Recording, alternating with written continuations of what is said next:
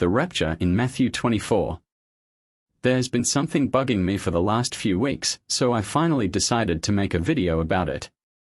Here's the backstory. A few months ago I finally found a church where the pastor believes in the rapture and does actually mention it from time to time in his sermons, although it's not a major emphasis. So I started going to this church, and it's great. But a couple of weeks ago, I went to a social gathering at the church and was quite disturbed when one of the guys I was sitting at the lunch table with started attacking the pre-tribulation rapture, even admitting he had challenged the pastor of the church about his pre-tribulation stance and seemed quite angry that the pastor hadn't changed his views. But the verse he used to justify his post-tribulation stance was from Matthew 24. So I am going to go into two excerpts from the Olivet Discourse in Matthew 24 which could possibly be the rapture, and I am going to explain why one is the rapture and the other is not the rapture. You will see the two passages on the screen as I am explaining them. The first passage is Matthew 24 verses 29 to 31.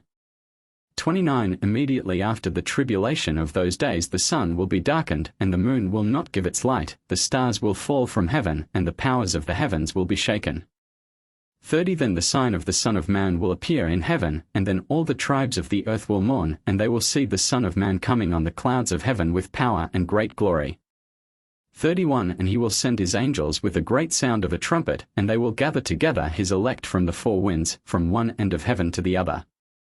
That last verse 31 is the verse used by my friend at the lunch table to justify his stance, and at first glance it seems cut and dried. But there is one word in this verse which turns the whole thing on its head. That one word is the word heaven. This verse cannot be about the rapture, because firstly, the rapture is a snatching away from the earth, not a gathering from the four winds of heaven. You see, by the end of the tribulation those who are the elect, those who are destined to be saved from the beginning of time, will either be in heaven because of the rapture before the tribulation, or will end up in heaven as a result of being martyred during the tribulation. Thus they will be gathered from the four winds of heaven after the tribulation to join Christ on the earth for the millennial kingdom.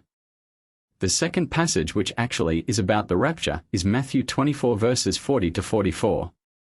40 Then two men will be in the field, one will be taken and the other left. 41 Two women will be grinding at the mill, one will be taken and the other left.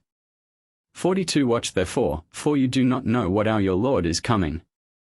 43 But know this, that if the master of the house had known what hour the thief would come, he would have watched and not allowed his house to be broken into.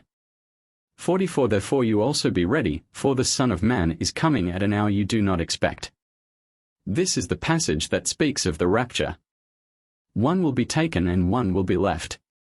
That taking is the snatching away. In the Greek it is paralambano, which means a taking to oneself. Jesus will be taking us to be where he is as he promised in John 14 verses 1 to 3.